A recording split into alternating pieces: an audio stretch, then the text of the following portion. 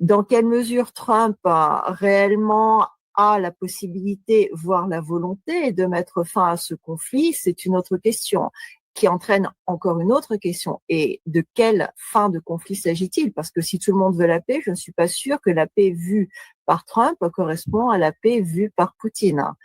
Et le fait de vouloir la paix aussi en soi-même ne veut strictement rien dire. Le problème est qu'il y a eu beaucoup de réactions effectivement émotionnelles qui faussent la perception et qui faussent l'analyse, parce que nous sommes dans le cadre d'une guerre, et c'est une guerre qui est existentielle. Une guerre, elle peut se perdre dans en général, toute guerre, pas que celle-ci, elle peut se perdre dans des salons, dans des couloirs feutrés, elle peut se perdre au cours d'une discussion. En revanche, elle peut se gagner uniquement sur le champ de bataille. Et pour l'instant, tant que le combat n'a pas été épuisé sur le champ de bataille, tant que la Russie n'arrivera pas à fixer également réellement quelles sont ses visions stratégiques et ce que réellement elle compte obtenir, parce que pour l'instant, à part de grandes déclarations, on ne voit pas très bien, très concrètement à quoi ça correspond, nous n'arriverons à rien. Simplement une question, la Russie met en place actuellement ce qu'on appelle une zone tampon. C'est gentil, mais c'est quoi? Et quel est le statut juridique de cette zone? Ce ne sont pas des territoires vides, ce sont des gens qui y habitent aussi. Ils relèvent de quel système juridique?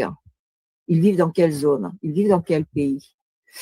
Il y a beaucoup de questions qui restent en suspens. Est-ce que c'est une phase transitoire avant que de nouveaux territoires rentrent dans la Russie? Ou est-ce que c'est une zone qui finalement doit être vidée ou qui va avoir finalement un statut international? Qui va le garantir?